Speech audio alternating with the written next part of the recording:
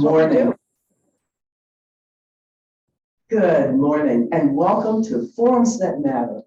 This is a community service of the Unitarian Universalist Congregation of Cleveland. We're especially happy to have everyone who's present today on this really snowy day. And we're glad to have our virtual attendees with us. Thank you so much for coming. My name is Laura Christian Imbernoni, a member of the Forum Committee, and I'm moderating today's discussion. First, a little bit of housekeeping here. Please be sure, if you're here in person, to turn off your phone or bring it to airplane mode. I see people doing that right now. This being the last forum of the fall season, we'd like you to complete a feedback form for us at the end of the forum. Now, we'll have question and answers from around 9:30 until about 10 o'clock this morning. And Jean Martin will provide a mic for our in-person questions. If you're joining us virtually, please put your questions in the Q&A box. This program is recorded and will be available in a few days on our website at uucleveland.org. Our topic today is both important and timely. Labor shortage, what the future in Northeast Ohio and beyond. Many of us have experienced the effects of the labor shortage as a customer or perhaps a patient seeking medical care. And we've heard a manager say, we just don't have enough staff today. As we wait in line at a restaurant or in the store, or perhaps schedule an important medical appointment 6 months from now. What is it like to work in a workplace that is understaffed? Now that so many have returned to work, what's the cause of the labor shortage? What can we look forward to in the future in Northeastern Ohio and also throughout the United States? It's my pleasure to introduce our speakers who have kindly shared their time and expertise with us. As it happens, our speakers today have both done research in this area, and they have a lot to tell us. Bethia Burke, president of the Fund for Economic Future, was the primary author of The Two Tomorrows, said to be a call to action for a brighter future with collaborative approach that fosters opportunity for all, job creation, job preparation, and access. Now, she's a native of Shaker Heights, holding a Bachelor of Arts in Economics and English from Case Western Reserve University and a master's degree in Applied Economics from Johns Hopkins University. Jacob Duritsky leads research and strategy for the Northeast Ohio region, NEO, business development efforts to enable partners and communities engaged in targeted and sustainable region-wide economic growth. He analyzes the regional economy to provide greater perspective on challenges and opportunities in Northeast Ohio and on how the economy can better perform.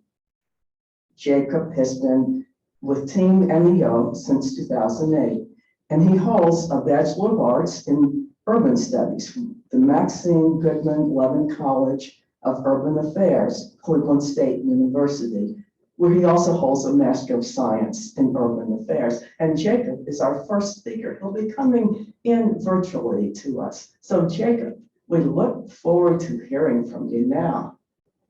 Great. Thanks so much for the introduction and thanks so much for the invitation. Can you hear me okay? Yes. Cool. Well, I am going to attempt here to share my screen, and it is great to be with you all this morning. Is this projecting okay now? You're good. Good. Cool. Thank you.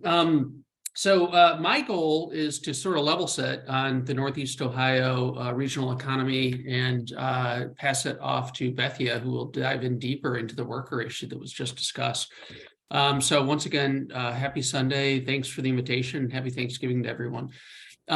So as we think about the Northeast Ohio economy, there are going to be three things to keep in mind. Bethia has heard these. She's probably sick of hearing them. But the first one is, I use my Taco Bell analogy, that the economy has changed a great deal. And when you think about what's happening within the economy, I took my daughter to Taco Bell for dinner. She's currently dusting in the background here somewhere. And they're paying $18 to $20 an hour starting wages. So we've seen a lot of disruption in traditional service sectors of the economy that we haven't seen historically. So that's point one. The second point is, I think we're at an inflection point in the economy where we're really starting to see Industry 4.0 and different areas of the economy start to emerge, which means a very different set of skills. But the only way we can do that is if we get people here who are in the economy connected to better opportunities. And then the third that I always point out is that I've got a daughter who's a junior at Kent State University, and then I have my 8-year-old who is begrudgingly dusting, and she wants to be a YouTuber. And so no one necessarily listens to me on some of these topics. So take this with a grain of salt, but I'm going to dive right in. For folks who don't know who Team NEO is, we are the upper right quadrant of the screen, the yellow area. We represent 18 counties in Northeast Ohio.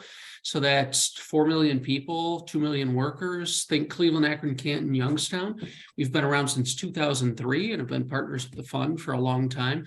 And our primary goal is to help businesses grow and thrive in Northeast Ohio. So help the ones that are here expand and invest, and then bring new business into Northeast Ohio and the region. Jobs Ohio is the statewide partner, and we are their partner for the Northeast Ohio portion of the region.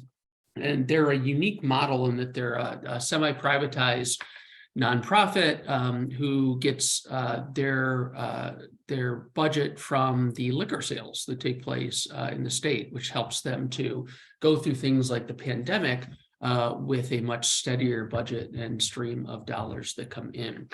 When we talk about Northeast Ohio, the way we define it, which aligns pretty closely with how the fund defines it, or maybe perfectly, 15th largest U.S. market, 40% of the Ohio economy, 235 billion-ish in GDP. That's probably closer to 250 billion right now.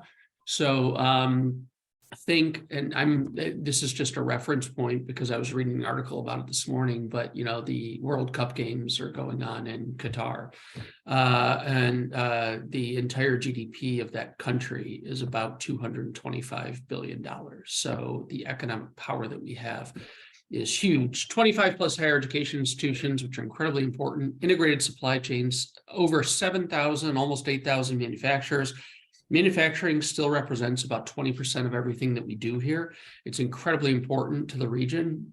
And if you think about not just manufacturing directly, but the jobs it supports that go along with it, it's closer to 40 to 45% of the economy. So, the idea of the Rust Belt, I think, is one that, while has been popular, maybe in terms of the way you put a moniker on this, actually doesn't reflect what we see in the economy overall. Significant portion of Fortune 1000 companies, and then what we think about, and I think it's a testament to the fact that Bethia and I are here today, and we could have so many other partners here engaging in this conversation, the collective might and the unique ability we have as a region to perform together. 43% of people work in a different county than they live in. We see significant labor interplay and obviously opportunities to attract a robust workforce, given the fact that we do have Cleveland, Akron, Canton, Youngstown as 4 major metro areas within our region. So tremendous opportunity there. And as you think about some of the investments that are going on, Intel, obviously north of Columbus, significant implications for what's going to happen in Northeast Ohio. We're seeing EV investments in electric vehicles in Lorain County and in the Mahoning Valley, seeing significant concentrations of the industrial Internet of Things, smart manufacturing, the future of work here, not to mention all the healthcare, the eds and meds, the professional services base that we have here that is so profound. So we have a great value proposition to sell, is the long and the short of it. But that's as optimistic as I want to be because, doing labor economics, I don't want to leave you happy. As Bethia knows. So I will just add quickly, we're part of a much broader network. We are in the center of this visually, but certainly not in the center of this in terms of the impact that we make. But it's Jobs Ohio. It is all our business partners. It's philanthropy. It's research and higher education institutions. Local and regional economic development teams. Every municipality, every county has an economic development group. More than 500 groups in Northeast Ohio, at least when we looked last, said economic development was a part of their mission. So it's a lot of work to do. And so how do we bring this all together? And I think that's a part of what the fund has done so well, and what we're trying to do with businesses and with our community partners to drive growth going forward. But we do have challenges. And the challenges are going to be that we've gone through 3 recessions now where we haven't fully recovered the jobs that we've lost. So if you look at Northeast Ohio in the blue line, the US is in orange, and that'll be the trend that continues. Northeast Ohio through the pandemic in 2020 lost somewhere between 6 and 7% of our total job base. And when you think 6 and 7% of 2.1 million workers at that point in time, that's really significant. So you're talking, north of 150,000 jobs were lost at one point in time. Even right now, there's still some 80 to 100,000 workers outside the labor force who haven't returned in the full numbers that we saw, depending on what you look at. So the challenge becomes for an issue like this, when we talk about talent, and Bethia will get into the details and where are the workers, is how do we get people back into the labor force, and how do we start to think differently about what we can do as an economy? Because we've now gone through the 2001 industrial recession, the Great Recession, 2008, 2009, and now the pandemic, and we haven't fully regained workers that we lost from any of those. And you couple that with the fact that we have an aging population, that our population has declined by about 150,000 people over the past couple of decades. The fact is we can't grow our way out of this simply by thinking about new workers coming in. There was a new study, which I didn't actually even get a chance to read yet, but talking about some of the Columbus population dynamics. I just saw it in Cranes this morning. And that is not our market. Our market here is we have a lot of people who are disconnected from the labor force. How do we think differently about connecting everyone to opportunity? And I'll touch a little bit more on that. A more positive note is GDP. If you look at GDP, it declined by about 3.5% in 2020. We fully regained that back in 2021 and projected to gain still, even in the inflationary environment, this is real dollars, about 3 to 3.5% in GDP, and projected out toward 2025 to gain somewhere between 10, 12% right now. Obviously, there's no perfect crystal ball, but this is what the economy looks like here right now. And I think these 2 charts, I pop back to employment, pop back to GDP, are in many ways a story of what we've seen in Northeast Ohio for the past couple of decades, which is we've lost jobs. We've continued to drive GDP, a lot of times in manufacturing, but certainly in healthcare, professional services, and other sectors of the economy. And it's a story of productivity. We're doing more with less people. So when I tell you about, the $18 to $20 an hour at Taco Bell, it's sort of a couple of narratives built within that. One is that they're not going to continue to pay that. It's just the reality of the marketplace we're in. They can't sustain that. So that's going to become a kiosk at some point. But I say that not to say let's get rid of entry-level jobs. It just means we need a different type of worker to be able to address some of these concerns. So how do we think about the person who is going to program and fix and support that kiosk rather than be the person who, stands there in front of you and maybe takes your order for a crunch wrap, which sounds delicious right now. And then 9:50, Jacob. And then, sorry. I mean, it's too early for a crunch wrap. That's what I'm telling you. I know it's never too early for a crunch wrap, Bethia. I've got very bad dad jokes, which Bethia can attest to. I'll tell you one. Why not? Which is, what do you call someone who performs a symphony on top of a really big truck? Semiconductor. Uh, Use it. It's yours now. Take it and spread the joy over Thanksgiving. Everyone. And then finally, when we look at wages, the blue again being Northeast Ohio, what we're seeing nominal wage growth, so not adjusted for cost of living in this case, is anywhere from 7 to 25% wage growth in certain sectors of the economy. Service sectors, obviously, and the shortage we're seeing of talent that was alluded to at the beginning of this conversation by Laura, are huge, but it's also being seen in finance, headquarters, professional services, and a lot of other IT sectors of the economy. So we're dealing with shrinking employment, at least right now, but we have opportunities that we can work on. I think that's why Where Are the Workers is so important. GDP growth, which continues to be strong, but also a wage environment right now, coupled with inflation, which is just making things pretty tough. So I'm going to be quick on this and then pass it to Bethia so we can get to the Q&A. But opportunities, challenges, the said winners and losers, and our marketing team made me change that. Semiconductors, food, beverage manufacturing, prepackaged food is huge. But you have to think globally, things like aluminum production, which a lot of came out of Eastern Europe, have taken a hit. IT, electric vehicles, warehousing, storage, distribution. I don't know about you all, but during the holiday season, I have a package on my porch, which seems like every day, but the challenges are going to be inflation, commercial real estate, headquarters, and retail and hospitality, and we can dig into those more. So the way we think about talent, and hopefully it's informed some of the talent conversation, is through a suite of reports that we produce called Aligning Opportunities. And there really, I think, there are several key things to think about, but there are a couple of key issues that I think are critically important. And one of them is when you think about the misaligned opportunities. A part of what Northeast Ohio was challenged with is the fact that relative to the most in-demand areas of the economy, healthcare, manufacturing, IT, where 50 to 55,000 jobs go unfilled in any given year, we do not see equity or parity in terms of racial representation in those most in-demand sectors of the job.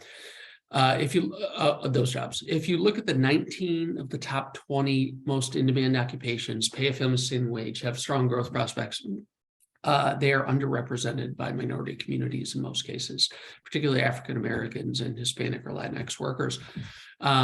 If we were to close that overnight, just proportionate to their portion of the workforce, we could close that gap by about a third. So it's a huge opportunity to leverage the people who are here, but it's not just about, thinking differently about minorities, it's also thinking differently about issues like gender, which aren't just post-pandemic issues, which obviously have been accelerated by that. But when you look at what was happening in 2019, before the pandemic, you saw that on average, and this is in Northeast Ohio, women with a bachelor's degree made as much as men with an associate's degree or some college experience.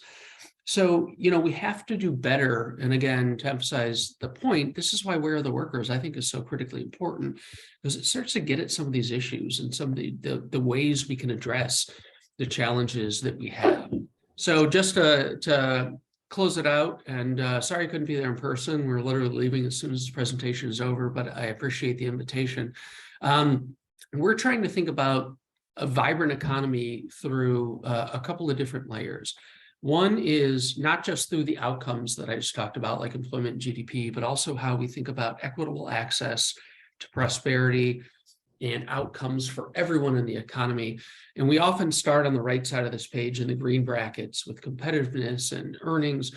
But I think what we really need to start to think about, and we can enable, and I'm not suggesting we don't do this as a community, but I think it's a way to help us prioritize. And,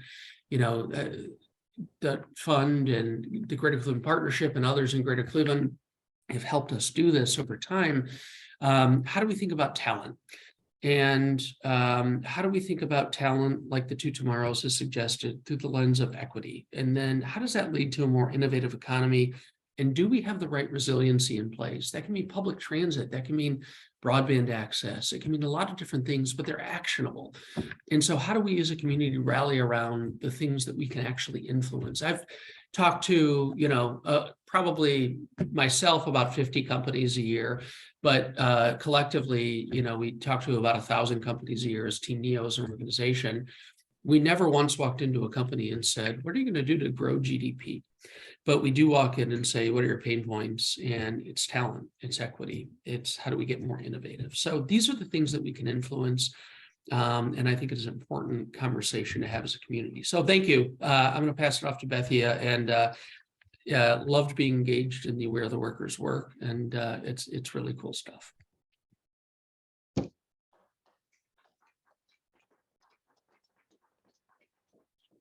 No clapping necessary. See, like, we already used all of our applause on you.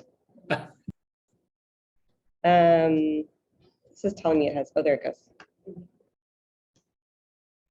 All right. I don't know if I need this, but I know it's sometimes hard to hear on the laptop. Is this, it's telling me it has low battery. Is it done? I think so, but I can just talk loudly. It's not a very big room. Can folks, on the, can we just check and make sure, Jacob, can you hear me? Okay. Yep, absolutely. You're good. All right, can folks hear me in the back? Good. All right, great, grand. I'll just do this. Good morning. Thank you for having me here today. I really appreciate it. Again, my name is Bethia Burke. I lead an organization called the Fund for Our Economic Future. We, the Fund, are a civic network. So we are comprised of philanthropic partners, university partners, some private sector actors, community development, economic development intermediaries, this group of civic actors across the region that Jacob showed you in his slides. And we work on driving a more growing, equitable economy for Northeast Ohio. So Jacob talked about how they work on those pain points with businesses, and that Team Neo drives across that last slide you saw to get to a growing, more prosperous region. You can think of us as working on the conditions that make it possible to then work on a growing, thriving economy. So conditions like, do we have, can people get to jobs? Do we have strong transportation? Conditions like, do we have what we need in our workforce programming to connect people to jobs? Conditions like, do we have the sites available for companies to land in, to grow in a way where people can access those jobs? We work on these underlying conditions and pointed towards a growing, more equitable economy. So you heard this in what Jacob said, but fundamentally, the research tells us, in addition to it being a socially responsible thing to do, the research says that to have a vibrant economy, you have to worry about who can access the economic growth. So the GDP numbers that Jacob showed, who is gaining access to rising income, to access to employment, to advancing over time. And that what we look at from a fund perspective is we look at by race and by place. So we look at the measures that Jacob said, like, is the economy growing? And then access by race and by place. And that we know that we have a couple of core challenges in Northeast Ohio. And they're consistent with the challenges that the nation faces. So there are inequities in income and employment. When you look by race, on average, workers of color earn less and are less likely to be employed than white workers in the region and in the nation. We also look at concentrations of poverty. So we know we have places across every county in the region where there have been long-standing concentrations of poverty, and that is where whole communities on average earn significantly less than other communities in the region. These two things are things that we look at when we think about how to drive a growing, more prosperous economy. So we're the civic network that worries about these things. And then the way that we work on them is through research and analysis that we do in partnership with Jacob and his team over at Team Neo, as well as other folks in the region. And I'll talk about one of those pieces today. And we also fund some stuff. So we take what we learn out of the research, and then we try to figure out how to drive change. And we have a pool of funding that we put towards ideas, pilots, new ways of doing business that can ideally drive the change that we want to see. So that's our role in the world. the topic today on talent is one of the core things that we work on. And that coming into this body of work that I'll talk about today, that Jacob referenced, called Where Are the Workers, we had a couple of things on our minds. So we started it about a year ago. The fund has been around for about 20 years. We've been worrying about workforce and talent in a variety of ways, but this particular piece of analysis, we started it about a year ago. And it was at the time when instead of the inflation headlines you were seeing, the only headlines it felt like we were seeing on a daily basis were about talent shortages and labor shortages. And in the introduction, like Laura said, we were seeing and feeling this very present in our lives. Stores were closed. I would go to a Starbucks and it would not be open after 2 o'clock because they couldn't get workers, or a package would be late because of supply chain issues, or shelves would be bare. And some of that is still continuing today. But we were seeing and feeling this talent shortage at a time when we were experiencing some recovery growth out of the pandemic. So there were lots of job openings and businesses couldn't figure out how to fill them. Challenge, as is always true in the work that Jacob and I do, is there is an acute need, but it stems from both current conditions, but also these long-term systemic realities that we face individually and collectively as communities. And so we're trying to shed light on both of those things and work on both. So in the Where the Workers effort, what we did was we had a survey of businesses across the region and some follow-up focus group. Jacob and his team led those to find out what companies were doing or considering doing in order to retain, attract, and advance their workers in the face of this really severe talent shortage. And then we had a firm out of Akron do a survey, a statistically relevant survey across 11 counties in the region of nearly 5,000 residents to ask what had happened, what had changed, what they were seeing and experiencing, and then some follow-on focus groups with those individuals who were surveyed to try and get to a better understanding, not just of the headline, there's 2 job openings for every 1 person, we're facing a significant talent shortage, but to actually understand what people were experiencing and what companies were willing to do about it. And in the world in which Jacob and I work, there's lots of data and information about talent. You saw a little bit that Jacob pulled up on the misaligned opportunities, the lost opportunities, that look at really important things to know, like skills gaps, what people are earning, like the conditions of the labor market. What we didn't have, and what people don't generally have across the country, is the piece of information about people. So the people in jobs, what they want and what they need in order to keep, or advance in work. So we also see this as not just a response to the pandemic, but an additive way of evaluating the information we have so that when we have programs that try to place people in jobs or train people for jobs, that we have a stronger understanding of what can make a person more likely to be successful. That was the work that we did.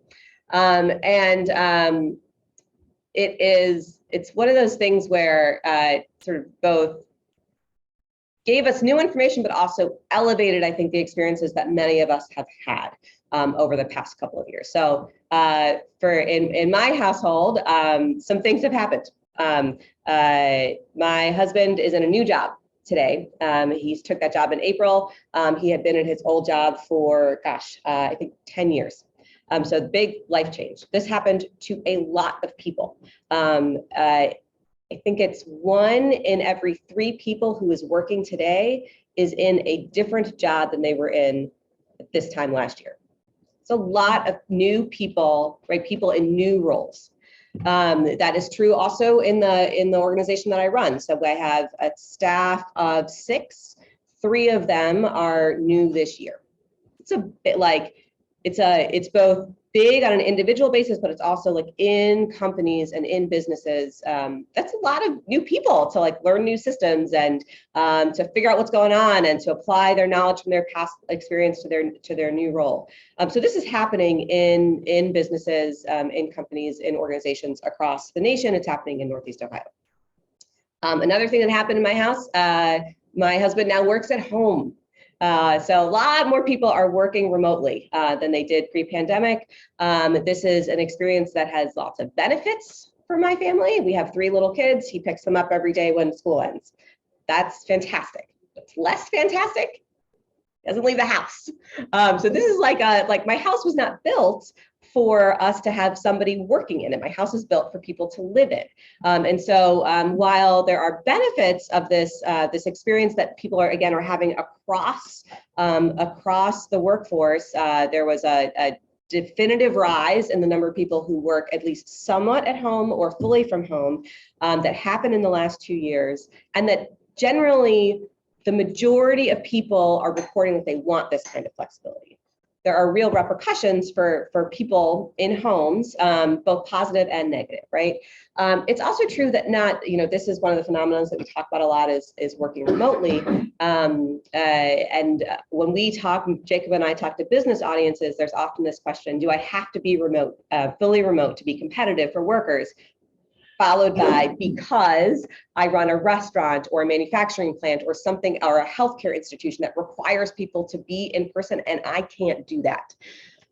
No, not everybody wants to be remote. Again, I would actually love for my husband to go into a job. We are talking about leasing office space because it is too much to have him at home all the time. So there are people in this survey who reported, a significant number of people who reported that they do actually want to work partially or fully from work, that is a benefit that some individuals are looking for. And that tends to be concentrated in industries like construction, for example, where people are accustomed to going out to work, right? So so people do want to work remotely, but not everybody. And that the other thing that we really dug into in this survey of these 5,000 people, which again, we can extrapolate from because they were statistically meaningful samples. So it tells us something about the population, how the population of Northeast Ohio is feeling, but what is underneath the desire to work from home, right? So again, in my house, the benefit to working from home is that our school, the school where my kids go, is a mile from our house, and my husband can run out and get them. That's a big deal. That means we don't have to pay somebody else to pick them up. It also just is nice, right? He likes to see them. So what is the flex? If you can't, if businesses can't be flexible in that way, you have a workforce that you need to be at work. The thing that we're talking a lot about is, what does that actually mean somebody is looking for?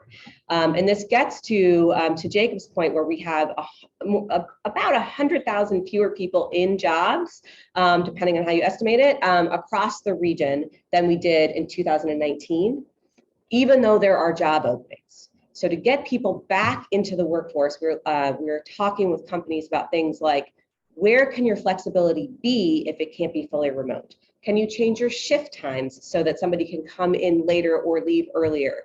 We also know a lot of people actually prefer to work part-time. Can you split shifts and have 2 people job share in a way that you get your coverage, but you don't, that individual person, the individual life circumstance can be supported and that person can work. What we're also seeing, what we saw in this set of surveys that we did, was because there is a labor shortage, there has been more willingness to look at things that companies wouldn't look at before. So I hate to say it like this, but the reality is, in some industries, some employers treated their workers like they were expendable, because they could fire people and hire somebody new when they saw a problem.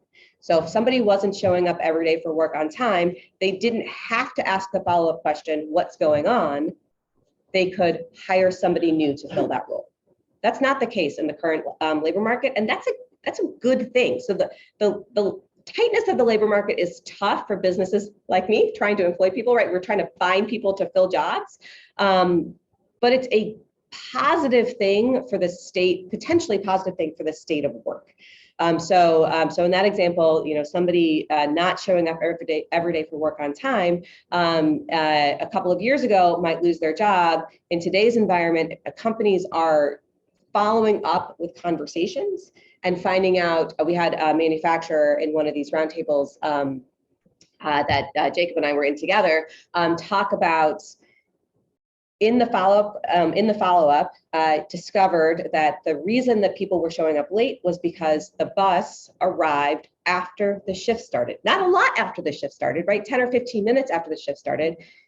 For that worker, the sets of workers who were taking that bus to get to work on time, they would have to get to work an hour earlier. So they weren't doing that, right? There's lots of reasons. One being you're not paid for that hour. Second being maybe you're trying to do things at home. I mean, like there's lots of reasons why it makes no sense to try and get to work an hour early. He changed his shift time, right? So like you can't, maybe you try to change the bus schedule, maybe you try to change the shift time, but what you don't do is fire people who are using the mode that we have said that they should take to get to work because they're not showing up for work every day on time. Those conversations are happening more because of the tight labor market, and that's a positive thing. The flexibility also comes in, sort of shows up in who isn't reattached to work. In the data that we pulled, people who left the workforce either quit, were laid off, or dropped or stopped looking for work. 3 in 4 of those people were women. About 1 in 2 people are women. 3 in 4 of the people who dropped out of the labor force, were laid off, or quit their jobs in the last 2 years were women. So when we think about attraction strategies, it's also we're trying to separate between what might make it more possible for a woman to come back to work, given that that is who is disproportionately out of the labor market right now, or not in a job right now. Those are realities like if 2 people were in a household and kids weren't in school because we had a lot of remote learning over the past couple of years, the woman was probably more likely to stay home, in part because of the data Jacob just showed you. If you are in a household with 2 earners and the earner, one of your earners is earning less, that's probably the person who's going to stay home with the kids, and we know statistically that's more likely to be the female. That has repercussions for a very, very long time on earning potential in the future. If you have a year or 2 years or 3 years in gaps in employment, that has a depressing effect on earnings. So in this data that Jacob shared, that's a historical look about the gap in men's male and female earnings. That is likely to be perpetuated and potentially grow given who's not in the labor force right now. And so we have to pay attention to that civically and think about what strategies we might have for particularly advancing women at work. 1 or 2 more points to make, and then I think we can turn to questions and discussion. I just want to pick up my notes, so I'm keeping myself honest here. The other thing I would emphasize, 2 other things I would emphasize. One is there has, I talked about, systemic trends as well as the impact of the pandemic.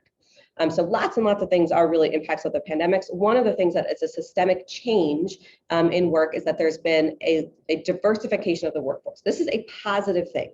So over the last 20, 30 years, there's been a push to diversify workplaces across the nation.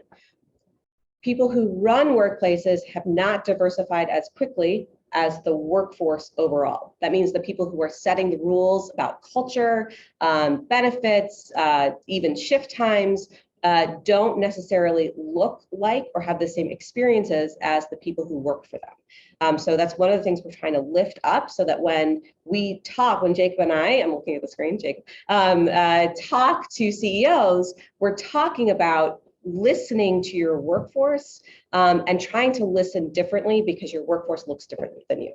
So an example of that would be no malice intended on employers' parts, but there was a study that looked at temperature in offices. Mm-hmm. Temperature in office is set for the ideal temperature for men.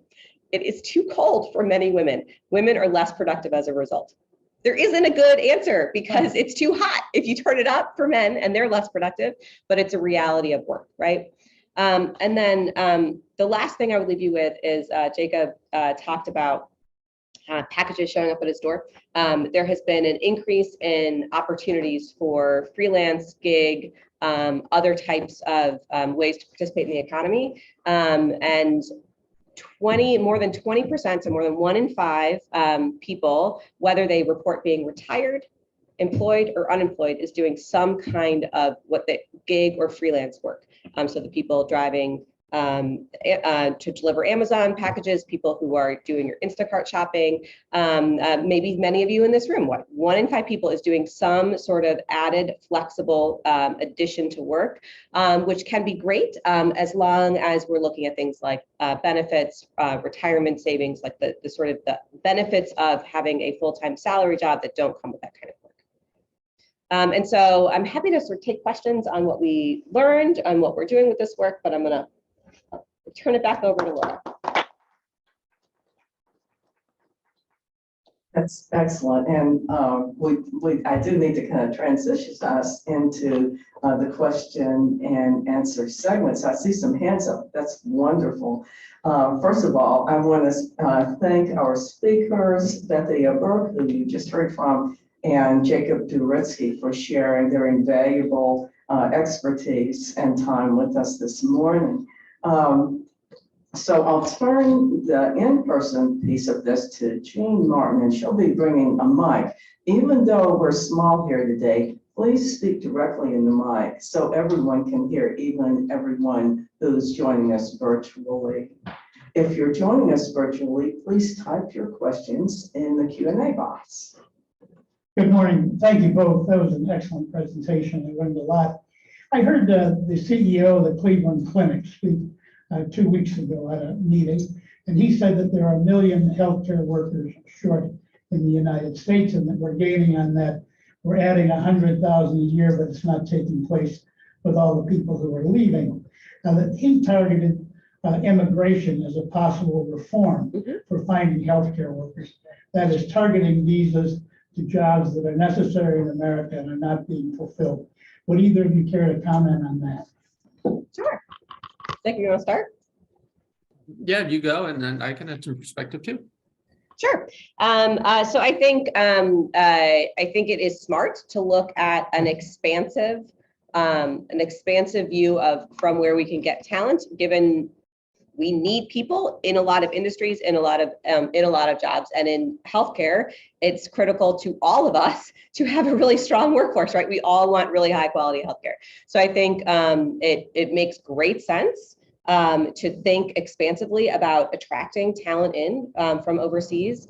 I think I know the clinic and UH and Metro and other systems are looking at and thinking about how to update the credentialing system because it's not just the visas, but it's also what sort of translates and how a credential from another country can translate into our system. And then I think in addition to those things, understanding and thinking about what can make healthcare jobs here better. So to Jacob's point, to the people who are outside of the labor force right now, who live here right now, can have a stronger chance to get and stay in those jobs. An example of that is, just say, we know that healthcare workers are among the most burnt out workers, if not the most burnt out workers of any sort of set of occupations as a result of COVID. I have a friend who was a primary care nurse for a long time. She was doing both her primary care as well as COVID clinics on the weekend, having to drive a really long way to do that. And she was overwhelmed in the last 2 years, and now she works in benefits, right? She thought she was going to be a primary care specialist for her life career, and no longer is that the case. And so they're losing people like that as well.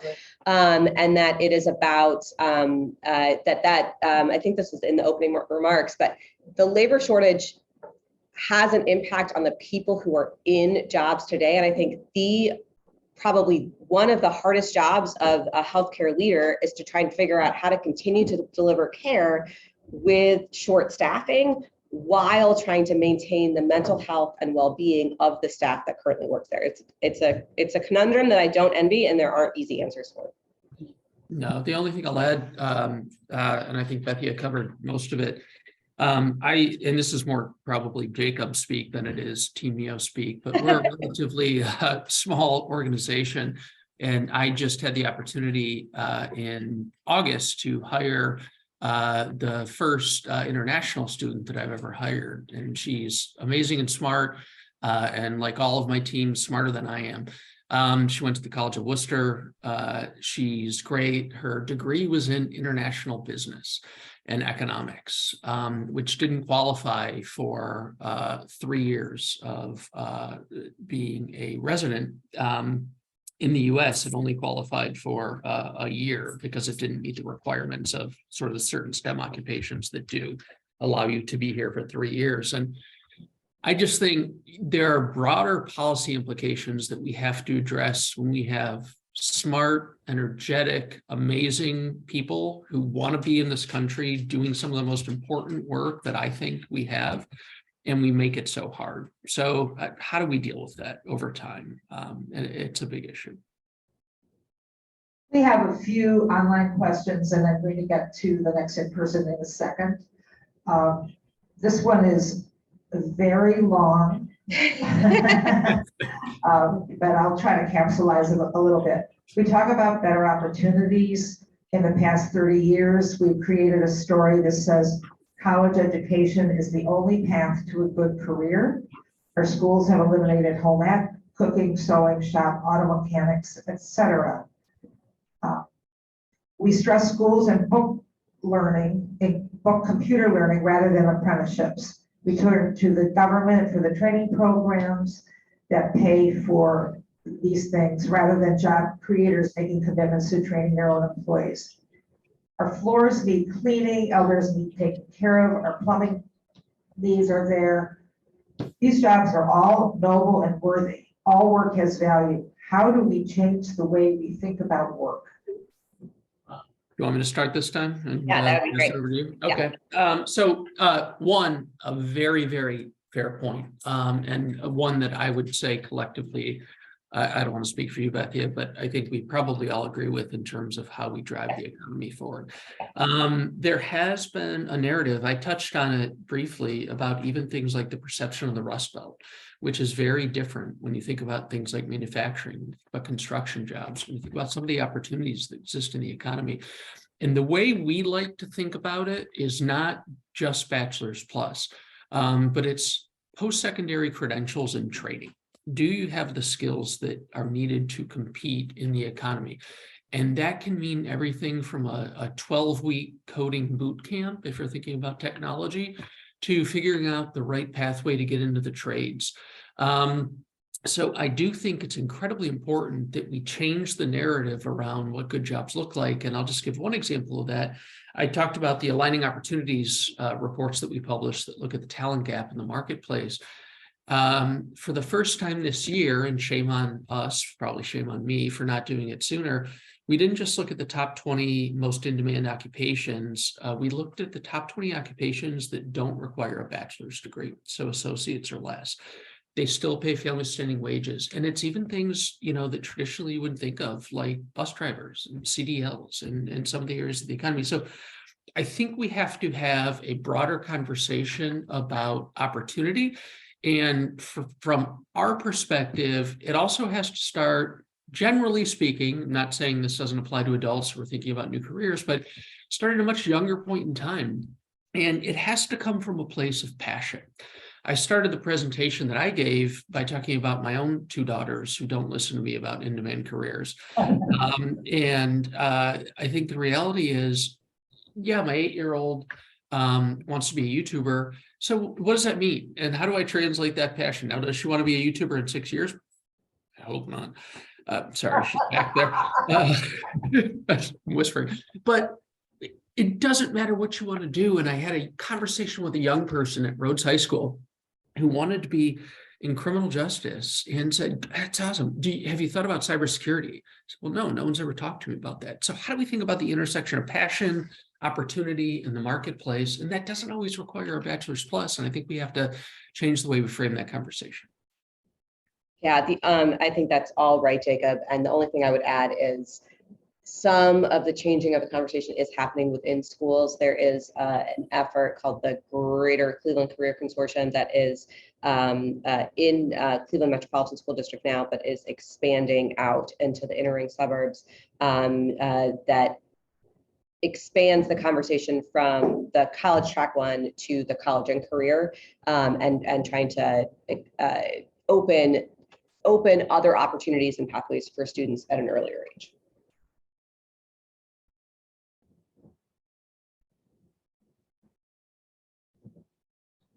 Hi again. Thank you, both of you, for a very fine presentation. Like Jack, I learned a lot that came this morning. A question, and Sure. maybe, if you'll pardon me, a snide comment.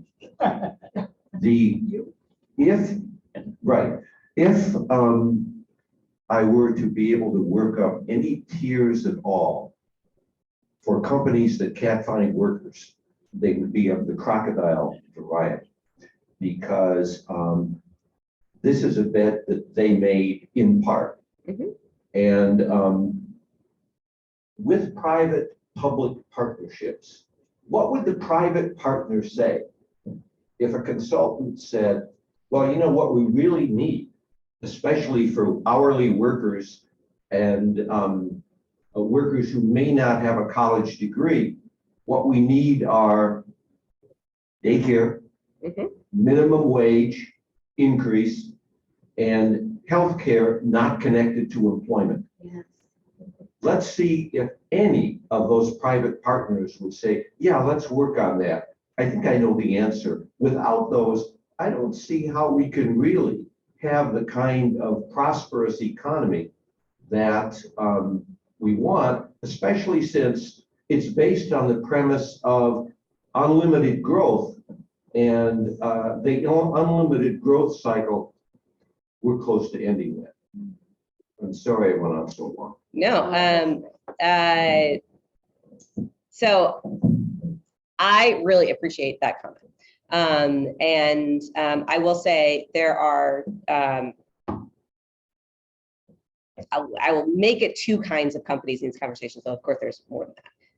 There are a set of companies that we talk to that have no issues finding talent because they pay well, they're good places to work, and they have been good places to work for a long time. So when people experienced a sudden shock because of the pandemic, they were able to talk to their boss about what they needed in order to stay in their job. The owners and leaders were able to be flexible and figure it out, right? I will just point out that Jacob and I are both in the same jobs that we were in 2019.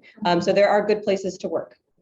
There are crappy places to work where leaders and those setting conditions of work are wringing their hands about not being able to find workers. And it's like, well, you pay too little, your environment isn't a good place to be, and it's it costs more and can cost more in gas to get to a job than it pays somebody. Why would they take it, right? It makes no economic sense for the individuals.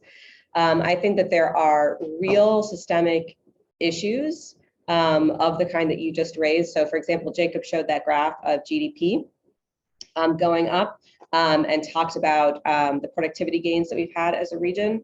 Those productivity gains have not translated into real wage gains for about 50% of the population at a meaningful level, right? There's been between, on a real basis, somewhere between 8 and 13% of real wage growth in the last decade on very, very low baselines for the bottom 50% of earners. And then we just had a year where we had 8% inflation. And so, and if wages don't go up substantially, all of those very paltry wage gains then disappear. So I would just say that I think, I would just agree with you that I think we have serious, real reasons why some jobs are empty. What I feel like, unlike Jacob, who says he wants to leave you on a pessimistic note all the time, I feel the need to leave an optimistic comment on that. And I think that is, maybe it's both optimistic and pessimistic because it depends what happens in the next 6 months.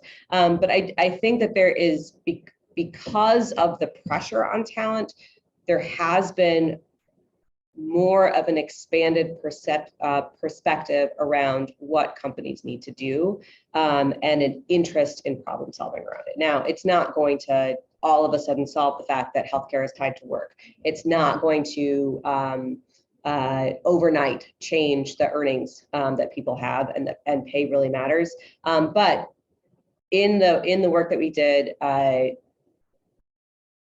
quality of a job was as important to many people as pay. And so those conditions that haven't been worked on for a long time, there is a growing interest in doing that. And I will say, I said that there were two kinds of employers that we talked to. There really is a third kind, which is there has been an eye-opening for people who've had blinders on for a long time, of understanding more about the people that work for them in a positive way. So I do see the potential for improvement, but I would agree with you that there's a lot of systemic issues. And I'll add one note of optimism to that. Oh, wow, look at you. I know it's, well, the sun's up. One of the things that I think, Bethia, you'd probably agree with, when we had some of these conversations, when we had the 22 different roundtables and talked to over 200 companies, a lot of it was companies trying to understand what they needed to do differently. And they had sort of been in a cycle of doing things the same way they'd always done it. And to Bethia's example about public transit, for instance, there can be small things. And I do think there are companies who are trying to kind of understand the problem and why it exists and why it persists, and do better. And we had one example, Bethia, when we were talking at Magnet. It was a gentleman who ran a manufacturing plant and was talking about a floor worker relative to sort of the office workers, and said that, historically, that individual would have gotten their 45 or 60-minute lunch, and that's it, get back, you're on time. He said, but you come to me now and say, hey, my uncle's in town, I want to go out to lunch. Well, why shouldn't you get 90 minutes or 2 hours to enjoy lunch with your relative like we would, sort of in the office suite? So I think if there's one note of optimism, it's that I think the shortage of talent has forced employers, the good ones, and they're not all good, to think differently about how they address this. And that can be things like making decisions about where you invest and where you put your physical locations. We have companies who we work with who have gone from, the exurban areas to Midtown of Cleveland. They increased their minority pool applicants by 20% in 1 year. So there are conscious things. Case study story, Jacob. Send that to me. I will. It's MCPC. They'll, Oh, perfect. Yeah. They'll tell you. But yeah, they're very open about it. But they increase significantly their minority applicants just based on their location along public transit routes. So there are some companies who are thinking critically about these, and that's to be applauded. But I think to the question, there are also broader policy implications in some of that I think we need to see more support behind. Thank you. So I have another online question here. Speaking of public transportation, Jim asks, a woman I know can tell me how to get anywhere in Northeast Ohio by bus. Is there some way to make this public information widely available, perhaps with a phone app? Go ahead. There is a phone app for that. Go ahead. I believe that there is an RTA phone app that helps people find bus routes. Yeah, it is hard to do I would love to know this person how she gets across Northeast Ohio, because there's a lot of challenges in bridging between county-based transit systems. But RTA has an app, and there is some work out of Lake County to try and bring together systems. Yeah, and the other thing I would say is, the fund has done great work on this. It's not just about ability to get places; it's the time it takes, right, to get from place to place. And then the other thing is, we bought our house. We live on the west side of Cleveland, but the rapid is at the end of our street, which is awesome. We jump on the red line, but the infrastructure investment that's taken place historically in some of our public transit assets doesn't always make them as efficient or effective as possible. So I think that's a consideration too. I have one more online question. What do you think about the growing pay disparity between the bosses and the workers? Is this sustainable? How does this affect employment opportunities? Yeah, so one of the things that we looked at in this Two Tomorrows piece that's been referenced, and I'm sure Jacob has looked at it in a variety of ways, but is the polarization of income. And so we talked today a little bit about inequity between populations, but there is also a real economic problem with just the bifurcation, where there's a concentration of people who earn less than living wage. The classical economic theory that the nation has followed for a long time is that productivity gains would translate into wage growth, and just it has not happened in line with what conceptually it should. And I think that we're seeing, just to this comment about the systemic reasons why we're seeing this talent shortage, I think we're seeing people react to that. And so I don't think it is sustainable. It is hard to know what and how it will change in a meaningful way sort of rapidly. And that one of the things that we didn't talk about today was in the sort of nuanced conversation about the increase in minimum wage comes with it the reality that as people earn more, they lose their benefits. And there is a very big gap between what you have to earn to support a family and the wage at which you start losing benefits like childcare supports, food supports, that are sort of intertwined with this conversation about raising income. So, it is a genuine economic problem. I think that there are some things that are potential investments that can be made to make that better, but it is not evident that it's going to happen rapidly, is maybe what I would say. Jacob, I don't know what else you would say. No, I agree with everything you just said. And the only thing I would add is I think we also have to be sort of aware of the way that we talk to people about career paths and opportunity.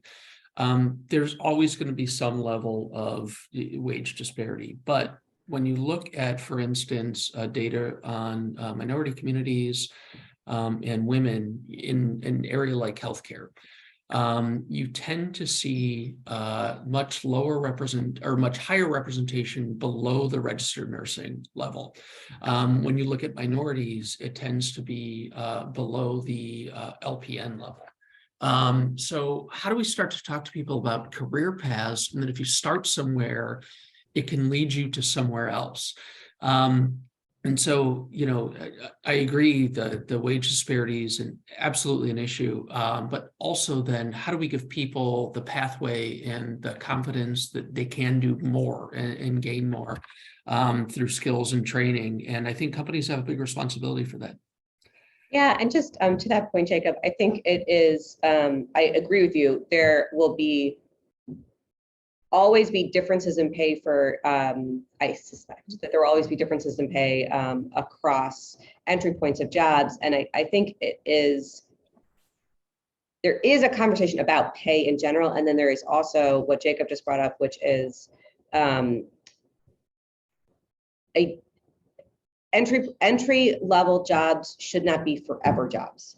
And so there is a role for entry level employment and entry level wages in building skills for long-term career progression. We do not have enough movement and advancement and progression, and we don't have equitable distribution of that movement, advancement, and progression. And so that's like in the talent system, part of, I think, what Jacob was talking about. Agreed.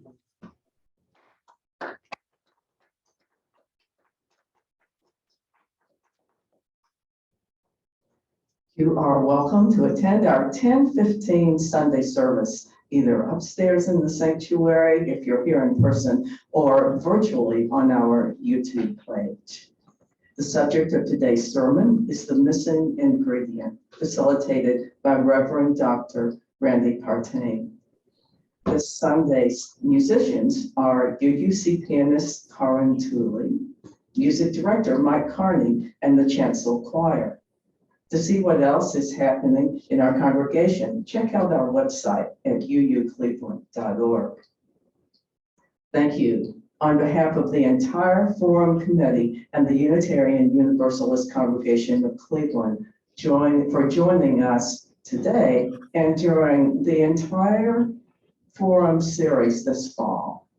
This is the last Forum of the fall series. Look for us again for the winter spring series on January 15, 2023. Please take a moment now to give us some feedback on the form we are providing. Thank you once more to our speakers and to everyone who attended today and during the whole fall. Please have a good week.